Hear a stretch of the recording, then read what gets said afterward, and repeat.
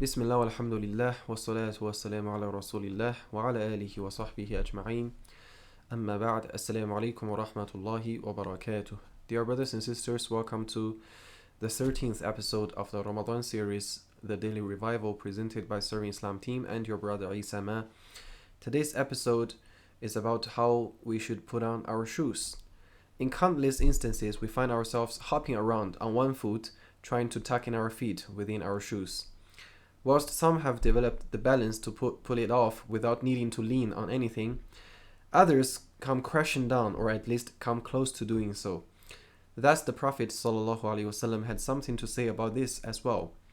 Jabir radiallahu anhu narrates that نهى الرسول صلى الله عليه وسلم أن ينتعل الرجل قائما. The Prophet ﷺ forbade that a person puts on his shoes whilst standing.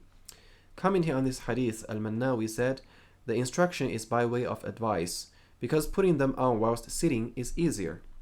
At-Tibi and others draw the conclusion from this hadith that this prohibition applies to footwear that is difficult to put on whilst standing, like the khufuf, leather slippers, or other footwear that requires some effort for you to put on.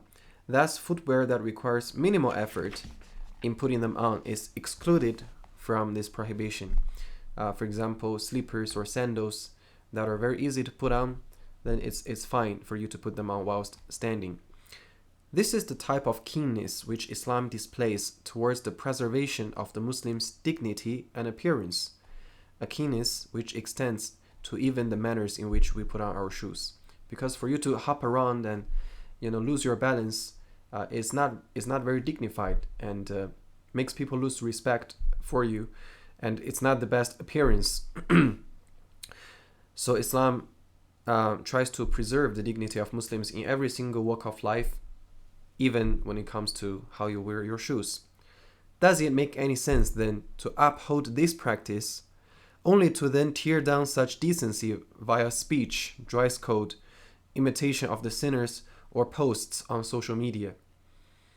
Surely a person who eagerly applies this sunnah will be, by means of necessity, even more eager to apply the bigger matters of decency and good manners as well.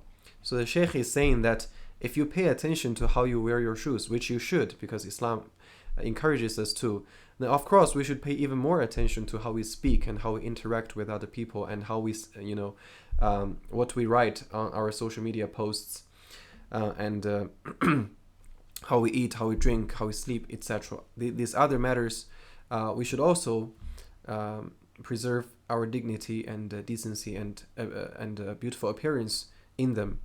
So begin by reviving this sunnah, and then allow its spirit to flow within everything else that you do, say, and display. Thank you for watching this episode. Jazakumullahu khairan. Assalamu alaikum wa rahmatullahi wa barakatuh.